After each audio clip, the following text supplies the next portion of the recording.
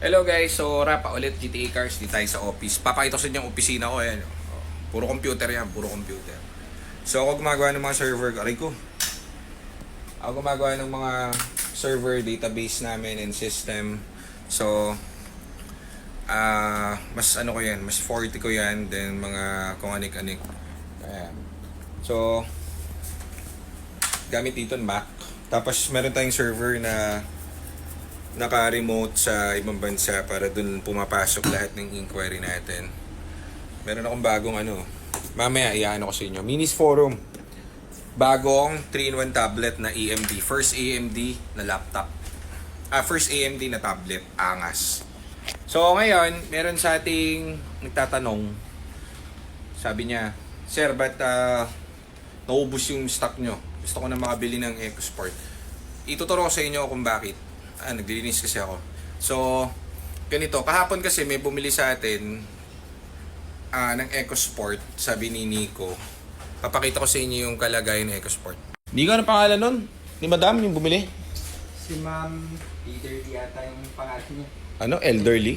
Liderly? Liderly. Sa mama ko. Papakita natin yung biniling unit ni Ma'am. Ito yung black.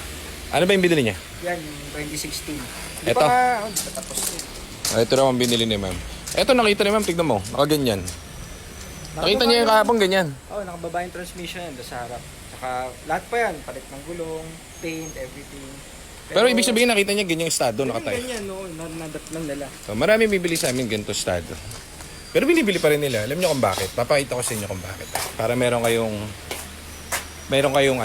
Yan, pinakita ko ka na ma'am. Yan, pinapalitan yung transmission, waiting dun sa pyesa, shift 4. Kumbaga binili niya na agad kahit na nire-ready pa lang. Yan yung gusto daw niya, basta black daw eh. So, Ayos. basta sabi ko naman kay na ma'am, ayusin lahat, paint, everything, mga gulong, lahat ng kailangan. So, detailing syempre kasama. Okay, so sige, bibigyan natin sila ng sample . So ito guys, sa normal, ito pala sakto, meron dito, yung kay Madam mo. Ito, hindi sa amin binili to, binili sa labas to. Kanya nabili to? 350 yata, no? 350 to, nabili. Okay, for example, hindi sa amin galing to, nabili sa labas. So ito, 350, nabili niya.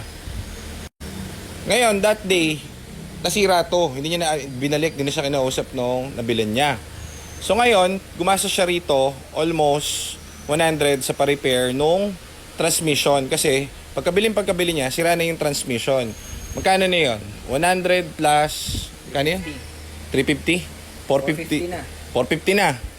Ngayon, sa awa ng Diyos, nung nagawa yung transmission after a week, pagtapos niya ibiyahe, yung makina nasira. Yung makina nito is na overhaul na dati, tapos mali-mali yung pagkaka-overhaul. So, nasira din yung engine. O ngayon, sa totoo lang, kapag ka nagpa-repair ka ng engine, abutin ka ulit ng 100. Magkano na? 550 na. 550 na. Hindi na lang sabi ng may-ari, dapat bumili na lang ako ng Ford Ranger. Tama nga naman, sabi ko. Tama nga naman, pero kami tumutulong lang dito sa unit niya. Kumbaga transparent kami dun sa unit. Tinulungan lang namin. Dito ni-refer dito siya na-refer sa amin. So, kami ang tawag dito, bala dito sa unit niya. Pero sayang nga, kasi kung nakita niya lang daw tayo, ang tawag dito na siya bumili sa atin. Anyways, balik tayo dito kay ma'am. Eto, galing sa atin tong unit na to galing sa atin to, di ba? Ang problema nito, kung mababalikan niyo yung vlog natin, may tumutunog sa transmission, tama? May pinatowing to. May tumutunog sa transmission ito. Ito yung Kaiser basketballista yan, Meron pa mga Jordan dyan, boy. So ngayon, alam na agad namin yung problem bago namin bilhin. Kinote na agad namin to. Okay? So ito, bibigyan ko kayo ng sample. May tumutunog dito sa di ba? Sa transmission. Pinababa agad namin yung transmission. Ito yung tumutunog, yung bakal na yan, Yan. Nasa taas, to. Turo mo nga, Nico, yan. Ngayon, yung may-ari, ang ginawa. Yung may-ari, ang ginawa, hindi ko alam kung saan niya pinagawa. Nakalimutang lagyan ng langis yung transmission fluid nito. So, ito, wet type yung sa clutch niya. Pero itong loob, ito sa may housing, naubos ang langis. Kaya ngayon, nagkakakayod-kayod ang kanyang mga gears. Yan yung gears niya sa loob. Hindi kami nagtitipid. Bumili kami ng bagong gears. Ayan Yan ang ikakabit doon sa housing. Okay? So ito pa lang, This cost siguro mga 50 na. 50k. Imagine that, 50k. 50k. Ito yung luma niyang clutch. Papalitan namin to. Pati shift fork. Ang shift fork, ito yung shift fork, luma na oh. Ito yung clutch, ito yung shift fork. So itong tatlo papalitan namin. Ito, magkano yung shift fork, pati yung clutch sa LUK? 60, 55 to 60 ano. Ang original na clutch and ito is 60k na agad sa labas. Check nyo sa marketplace. Magkano pa yung labor niyan? Okay? O plus, ay magkano na to, Nico? 50 to, tapos 100. 100 na, 110. 110, oh. 110 na to guys ha. Pag natapos to, nakabit na dito, i-refresh yung engine nito. Gagawin yung mga dapat dito. PMS, langis, spark plug, radiator, and everything. Lahat-lahat. Pati aircon and everything. Okay? So, sabihin mo, let's say, mga 20 yun yung gagastusin doon. Coolant, lahat. Okay, 20. O, magkano na yun, Nico? Magkano to? 100? 130 na. 130 na. O, tinan mo yung loob. Ito, may nakita lang tayong konting, ano ba tawag dito? Pangit doon sa leather. Pina-upholstery namin buong sidings. Ayun o, wala sidings lahat. Leather na, papakabit. O, pina-leather ulit namin saan ba tayo papaleather? Sa Araneta, no? Araneta na, kalimutan yung pangalan. O, sa Araneta. O, magkano na yun? Isang set. Isang set. Abot ka na ng 140, mga ganun. Oo, plus paint. O, 140 plus paint. Papapaint pa yan. Sabihin natin 140, 160 na. 160. Okay, so 160 yung labor pa. Sabihin mo 200 lahat. 200 no? More or less, lahat siguro, mga 200. Mga 200, okay. Mga 200. Eh, ang benta lang namin dito, kaparehas lang ng marketplace value nito eh. Di ba? So, ito, nagawa na lahat. Ito, nagpapagawa yung nakabili. So, yan yung difference po nun. So, ngayon, sabihin mo na ito, ano ba tawag dito? Ito, gumastos na ng almost 550, guys. Remember, hindi sa amin galing to ha. Ito, galing sa amin. Ito, all in to. Kung magkano nabili to, 350. Kano ba nabili? 350. O sabi mo na pati yung PMS. Ito nabili sa amin to 390 pa o 400. Mga ganon. Ito lahat gawa na. Hindi gawa, bago.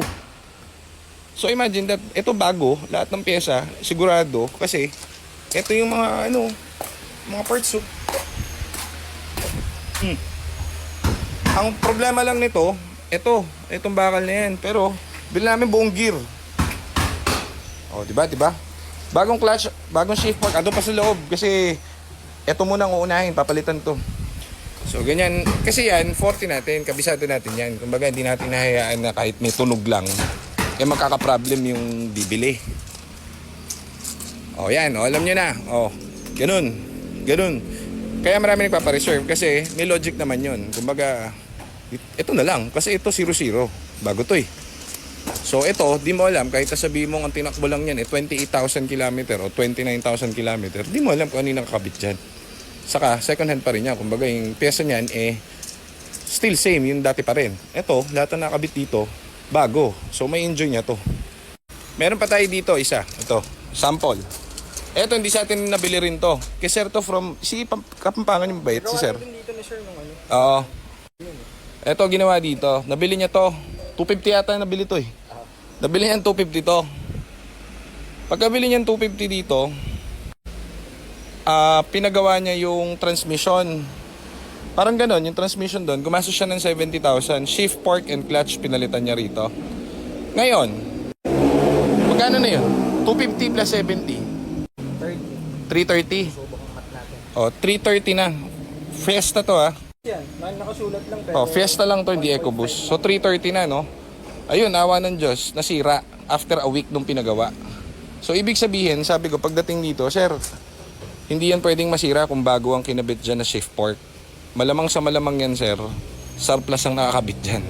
So imagine that, nagpagawa na siya sa iba, kagagawa lang, sira na agad. Napagkakamalan tuloy sirain to.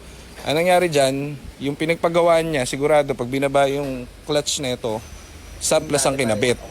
O kaya, yung dati pa rin. May mga ganun. Oh. So ngayon, 330 na yung ginastos dito. Magpapagawa siya ulit ngayon sa clutch sa atin.